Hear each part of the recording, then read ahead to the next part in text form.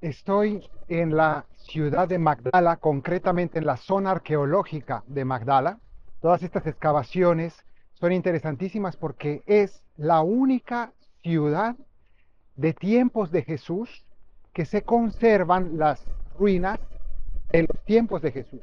Es decir, que después del primer siglo no hubo otras culturas que vinieron a construir encima de este lugar, sino que esto quedó sepultado y ha sido descubierto, excavado, tal y como fue en tiempos de Jesús. Jesús caminó por estas calles, Jesús estuvo en Magdala, se nos dice en el Evangelio que él fue a la región de Magadán, que es Magdala. Entonces, él estuvo aquí. Pero el punto no es que haya ocurrido esta escena hoy aquí, sino que les quiero mostrar algunas cosas acerca de las costumbres de purificación de los judíos, porque hoy el Evangelio nos va a hablar acerca de la pureza y del concepto de purificación. Aquí, justamente, este era un barrio, aquí eran unos lugares donde había unas casas de sacerdotes de Jerusalén, del templo de Jerusalén, pero que vivían aquí. Entonces, en el primer siglo ya había una colonia sacerdotal en este lugar. Y como vemos, esta que les voy a mostrar aquí, estas escaleras que ven, que abajo hay agua, y esta de este lado de aquí, están perfectamente conservadas. Eso se llaman unos mikvé, o en plural serían los mikveot o mikvaot, y en hebreo. ¿Qué significa? Pues son unas piscinas de purificación. Estos lugares que ven aquí, que están perfectamente conservados, tienen la función de ser baños rituales, es decir, lugares donde los sacerdotes inicialmente y después también el resto de la gente de los judíos entran para purificarse. Es más o menos como el ancestro o el antepasado inmediato de las piscinas bautismales, ¿no? De las fuentes bautismales. Y de hecho, en los primeros siglos, los bautismos eran, en las iglesias había unas cosas muy parecidas a esto de aquí, prácticamente iguales a esto, y ahí se hacían los bautismos. De manera que nuestro bautismo tiene un origen en, sí, instituido por Cristo teológicamente, pero tiene un origen en este ritual judío. Y tenía una función semejante un poco a lo que sería para nosotros la confesión, pero no respecto únicamente de los pecados cometidos, no de un asunto moral, sino un concepto que quizá nos cuesta un poco entender, que es la pureza ritual. En el judaísmo, dentro de la ley judía, es decir, la Torah, especialmente el libro del Levítico, en el Éxodo hay algo, pero sobre todo en el Levítico, se dan unas leyes de pureza. El Levítico son normas para los sacerdotes. Y entonces estas normas lo que hacían era decirle a los sacerdotes qué cosas físicas de este mundo son desagradables a Dios y que no, ellos no deben tocar. Todo lo que tenga algún tipo de relación con la muerte, con la sangre o de algún modo algo que era considerado indigno, entonces físicamente no se puede tocar, no se puede comer, porque automáticamente el sacerdote ya no puede cumplir su función, no se puede acercar a los ritos sagrados, no está limpio para cumplir su función. Esto, que viene de la ley de Moisés, luego se fue desarrollando y en tiempos de Jesús ya no solamente los sacerdotes, sino todo el pueblo, los fariseos y los maestros de la ley, habían convencido a la gente de que todos los israelitas tenían que cumplir estas normas en la limpieza personal y en la comida y en otras muchas cosas. Y entonces, por ejemplo, esto que vemos aquí son vasijas de purificación, vasijas de piedra, y ahora vamos a ver otras que están aquí. En el Evangelio de hoy se nos habla de esa costumbre de los judíos de lavarse las manos antes de comer. No solamente antes de comer, incluso también antes de orar, por ejemplo, ¿no? Entre otras cosas, se deben lavar las manos. Aún el día de hoy, si uno va a muchos lugares, existen estos lavados que son lavados rituales. No es un asunto puramente higiénico, aunque obviamente también ha adquirido esa, eh, esta dimensión, pero no es un tema ni higiénico ni un tema moral, es un tema ritual. Y entonces se tenían en aquel tiempo estas vasijas de piedra porque se consideraba que es el único material que no puede hacerse impuro. Entonces, si algo impuro toca la piedra no queda, no queda impura, entonces tampoco el agua que está en la piedra va a quedar impura. Entonces, era parte pues ya del desarrollo que los rabinos habían hecho de esta doctrina. Entonces, se usaban estas vasijas de piedra e incluso había unos cántaros o unas vasijas también hechas de piedra, más pequeñas, para echar el agua y hacer el ritual. Y les voy a mostrar otras que están aquí. Esto que tenemos, este lado del sitio arqueológico, era el mercado. Magdala, en el caso de Magdala, junto al lago de Galilea, era un mercado de pescado y tenía la particularidad, esto es una maravilla, aquí ven estos canales que hay aquí abajo, canales de agua, porque Magdala está construida en este lugar, porque del monte Arbel, que es esta montaña que está aquí enfrente de mí, de aquí baja agua subterránea que pasa debajo de la ciudad. Entonces, es una ciudad que de manera natural tiene agua corriente por debajo, agua corriente para las piscinas de purificación y agua corriente que fluye por debajo de la tierra hasta el lago que está ahí atrás. Y toda esa agua ahora mismo está entubada para no desgastar las ruinas, pero esta agua que pasa por debajo también alimentaba el mercado y concretamente eh, alimentaba estas piscinas que tenemos aquí. Y estas piscinas, estas no son de purificación, sino que son piscinas para el pescado. Entonces aquí se vendía pescado fresco. Era el mercado del pescado. Estaban vivos los peces y la gente venía a comprar y se los llevaba, pues los sacaban de aquí vivos. Y también en otros se salaba el pescado, ¿no? Y entonces para poder conservarlo y llevarlo a lugares lejanos incluso. El pescado de Magdala o de Tariquea, que era el nombre griego de esta ciudad, era muy famoso, incluso en Roma. Se sabe que el emperador en Roma comía pescado de Magdala, que imagínense, para llegar hasta allá, pues es porque el pescado se conservaba bien. Pero miren aquí, tenemos dos vasijas, aquí a los lados, que son para lo mismo, para el lavado de las manos. ¿Y cómo funciona el rito del lavado de manos? Básicamente, la persona antes de comer o antes de orar, por ejemplo, aquí justo detrás de mí está la sinagoga de Magdala, sinagoga de tiempos de Jesús, y antes de entrar a un servicio espiritual, la sinagoga era un lugar de reunión, pero también había momentos de oración, entonces se lavaban las manos, o todavía hoy se lavan las manos, con una oración, una bendición. Y entonces se echa el agua en una mano, después en otra, con este artefacto que tiene dos asas para no tocar lo que ha tocado la mano que aún no está lavada. Entonces, bueno, se va echando agua sobre una mano y sobre la otra y se dice una oración: bendito seas, Señor Dios del universo, que nos has santificado con tus preceptos o tus mandamientos y que nos has mandado lavarnos las manos. Entonces se dice esta oración y se lava las manos. En concreto, el tema de lavarse las manos antes de comer es interesante porque tiene un sentido muy bello y es que el sentido profundo es que el pan que se va a comer no es simplemente una comida, sino que es un don del cielo. Es algo que Dios por amor me está dando para mi sustento. Sea como sea que lo haya conseguido con mi trabajo, no importa, es Dios quien me permite hoy tener el pan. Entonces es algo sagrado. Y si voy a tocar algo sagrado, mis manos tienen que ser puras. Por tanto, el rito como tal es algo bello y tiene un significado hermoso. ¿Qué ocurre? Que como muchas cosas, de tener un significado profundo, un origen muy, muy, muy hermoso, se van convirtiendo en algo que va perdiendo su sentido. Y eso estaba ocurriendo con este rito y otras muchas cosas. Todo ese sistema de purificación había pasado a obtener una importancia enorme para los judíos y habían olvidado el sentido profundo de las cosas, el sentido espiritual. Entonces, ya para ellos creían realmente que las manos limpias eran aquellas que habían sido lavadas con este ritual perfectamente cumplido, cuando en realidad es solamente un símbolo.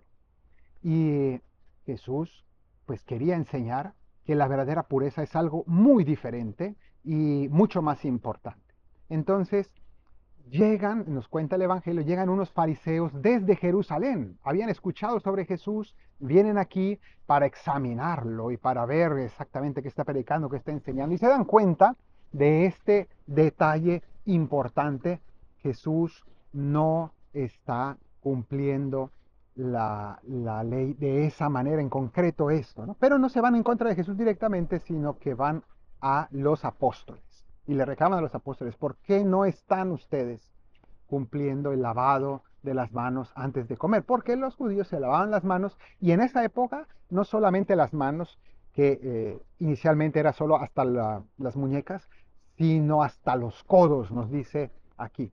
Especialmente, dice hoy el Evangelio, cuando vuelven del mercado, justamente aquí está el mercado, ¿no? Entonces, cuando venían al mercado, tenían que lavarse luego las manos porque no sea que hayan tocado a la persona incorrecta algo que a Dios no le agrade, entonces se sentían sucios, repito, no sucios como hoy que nos lavamos las manos después de ir al mercado por un tema higiénico, ¿no? Y con agua y jabón. Después de la pandemia, ¿no? Se nos recordó tanto el tema de la higiene, pero aquí, repito, no es un asunto higiénico, simplemente es un asunto ritual, de que yo haya tocado algo indigno de Dios que desagrade a Dios y que me haga desagradable a Dios por el hecho de haber tocado o entrado en contacto con una cosa que la ley prohíbe. Entonces, eh, Jesús les da una lección importantísima, porque esto va a ser una de las frases, la que va a decir Jesús, una de las frases que han cambiado la historia de la moralidad humana, ¿no? Porque las religiones todas han conocido sistemas para decir lo que está bien, lo que está mal, lo que es puro, lo que es impuro, pero aquí Jesús va a zanjar este tema de una manera que ha impactado la historia hasta el día de hoy. Eh, le- Dice aquí el Evangelio: los fariseos, como los demás judíos, no comen sin lavarse antes las manos, restregando bien, aferrándose a la tradición de sus mayores. Y al volver de la plaza, el mercado, no comen sin lavarse antes y se aferran a otras muchas tradiciones de lavar vasos, jarras y ollas. Entonces, según eso, los fariseos y los escribas preguntaron: ¿por qué comen tus discípulos con manos impuras y no siguen la tradición de los mayores? Jesús le respondió: bien profetizó Isaías de vosotros, hipócritas. Y les llama hipócritas, y para nosotros la palabra hipócrita es muy fuerte, pero en griego la palabra hipócrita significa actor, actor de teatro.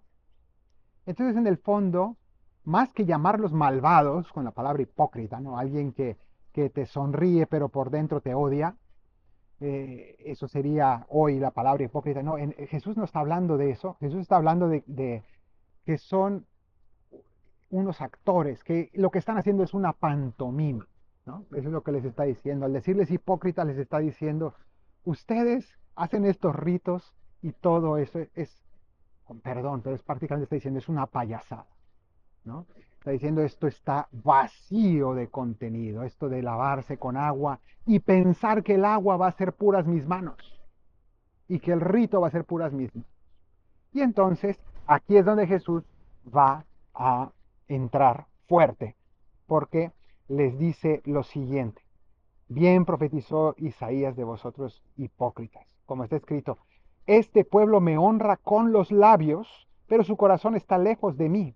El culto que me dan está vacío, porque la doctrina que enseñan son preceptos humanos, preceptos puramente humanos que no tienen realmente significado ya. Entonces, preceptos humanos, ritos vacíos externos. Es fácil criticar a los fariseos, pero es que nosotros como cristianos y como católicos, ¿cuántas veces podemos vaciar de contenidos tantas cosas que en su origen tienen un significado profundo y bello? Tantos sacramentales, gente que se aferra a cosas que son buenas en sí, pero que las vacían de significado muchas veces, como por ejemplo sacramentales, se llenan de escapularios, aguas benditas, aceites, imágenes y toda serie de cosas, pero luego uno ve que eso no les lleva a una mejora de su vida, sino que se convierte en una especie de amuletos, ¿no? Y de rituales, y de pensar de que por santiguarme, ¿no? Cumplir, es un ritual el santiguarme o persignarme, le dicen en algunos lugares, y sentir que eso me protege, ¿no? Pero a ver, el origen de santiguarme, de hacerme el signo de la cruz sobre mí, es confesar que creo que la cruz que Cristo eligió como camino de vida es el camino para mi vida y que quiero vivir como Cristo entregando mi vida, pero me santiguo externamente, ¿no? Y pienso que ya eso no sé, me va a ganar puntos de algo, ¿no? O me echo agua bendita pensando que eso me va a purificar. Entonces aquí Jesús es donde va a dar una lección sumamente importante, está dando esta lección sumamente importante. Y dice lo siguiente: escuchad y entender todos. Nada que entre de fuera puede hacer al hombre impuro. Lo que sale de dentro es lo que hace impuro al hombre. Esta es la frase que cambia la historia de la religiosidad humana. Vuelvo a leer. Nada que entre de fuera puede hacer al hombre impuro. Lo que sale de dentro es lo que hace impuro al hombre. Entonces, aquí Jesús nos está diciendo que ¿cuáles son las manos puras? ¿Las que se lavaron con agua y rituales? No. Manos puras son las que dan de comer al hambriento. Manos puras son las que abrazan al que sufre. Manos puras son las que ayudan al necesitado. Entonces, aquí va a cambiar los criterios y va a decir, no es lo que entra, lo físico no te hace puro o impuro realmente, ¿no? ¿Qué es lo que me hace puro o impuro? Lo que sale de tu corazón. Entonces, dice, porque dentro del corazón del hombre salen los malos propósitos, las fornicaciones, robos, homicidios, adulterios, codicias, injusticias, fraudes, desenfreno, envidia, difamación, orgullo, frivolidad. Todas estas maldades salen de dentro y hacen al hombre impuro. Entonces, aquí nos va a dar un criterio, un cambio radical de las prioridades en la vida. Y nos va a decir, a ver, es que esto es lo que hay que cuidar. Y nos da una lista de 12 cosas, 12 acciones, 12 pecados. Y fíjense cómo los primeros 6 están en plural y los segundos 6 están en singular, porque está bastante bien pensada esta lista. Y dice, dentro del corazón del hombre salen los malos propósitos, malas intenciones de todo tipo, de hacer daño, malas intenciones de malos deseos hacia los demás. O sea, hay tantas maneras, ¿no?, de tener malos propósitos. Las fornicaciones o, si se quiere, las prostituciones. No solo la prostitución física, ¿no? Cuando se prostituye la conciencia, por ejemplo, ¿no? La persona que por un bien mayor va a hacer algo vendiendo su conciencia, ¿no? ¿Cuántas personas por un negocio, un asunto económico, un mejor puesto, un puesto político, un éxito, lo que sea, terminan vendiendo su conciencia, prostituyéndose? Entonces, aquí hay muchos tipos de prostituciones o fornicaciones. Robos. No solamente es el robo de dinero, robo de objetos materiales, ¿no? ¿Cuántas maneras de robar hay a los demás, ¿no? ¿Cuántas maneras de aprovecharme injustamente del otro, ¿no? Y de cometer injusticias hacia los demás para yo, para mi propia ventaja, aunque a los otros les afecte? Eso es robar, ¿no? Robarle la fama a los demás también. Entonces, homicidios. Homicidios porque hay maneras de matar el cuerpo, pero también hay maneras de matar el alma, matar la mente. Con mi lengua puedo matar, puedo herir mortalmente a alguien, matarle la esperanza, matarle la alegría a alguien. Hay muchas maneras de homicidios. Adulterios, ¿no? Es decir, traiciones de amor de muchos tipos, no solo carnalmente. Por eso habla en plural. Codicias, injusticias, fraudes. Y después empieza con el singular, desenfreno, desenfreno de todo tipo, no solo en la sexualidad, sino desenfreno en la comida, en la bebida, en cualquier tipo de gusto que, que al final, por la falta de templanza, pues terminamos fuera de control. Entonces, el desenfreno, envidias, envidia, difamación, orgullo, frivolidad. Todas estas cosas salen de dentro y hacen al hombre impuro. Entonces, esto es lo que a Jesús le importa y esto es lo que tendría que importarnos en nuestra vida cristiana, más que ritualismos, más que preocuparnos de ciertas devociones externas y rezos que son importantes y son muy buenas en la medida en que me hacen mejor persona, en la medida en que me llevan a ayudar al necesitado, en la medida en que me llevan a amar al prójimo y a Dios. Entonces, ahí son importantes. Pero el ritual por sí mismo, solo, no tiene sentido si no es para eso. Así que le pedimos hoy al Señor que nos ayude a cambiar nuestra sensación de limpieza y de pureza y entender que para Él lo único que purifica realmente al hombre es el amor y lo único que hace impuro al hombre es el egoísmo y la falta de amor. Que el Señor te bendiga desde Sion, el que hizo cielo y tierra, en el nombre del Padre y del Hijo y del Espíritu Santo. Amén. Tus discípulos comen sin antes lavar sus manos, le dijeron a Jesús los escribas enfadados. Esa es nuestra tradición y la de nuestros mayores, cuidar siempre la pureza que Dios quiere de los hombres. La limpieza que Dios quiere es que dejes el pecado. Si no hay arrepentimiento, de nada sirve el lavacro.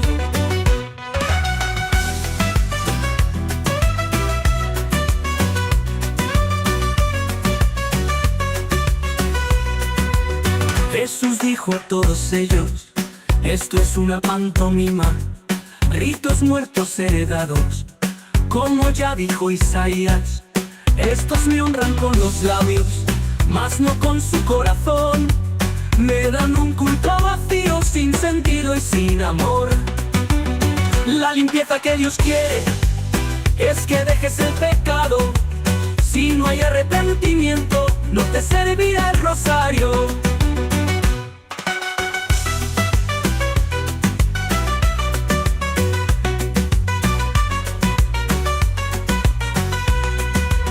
Olvidáis lo que Dios quiere por las prácticas humanas.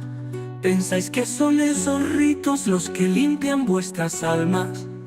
Nada fuera de los hombres va a mancharnos o a limpiarnos. Lo que sale de la mente es lo que puede afectarnos. La limpieza que Dios quiere es que dejes el pecado. Si no hay arrepentimiento, no sirve el escapulario.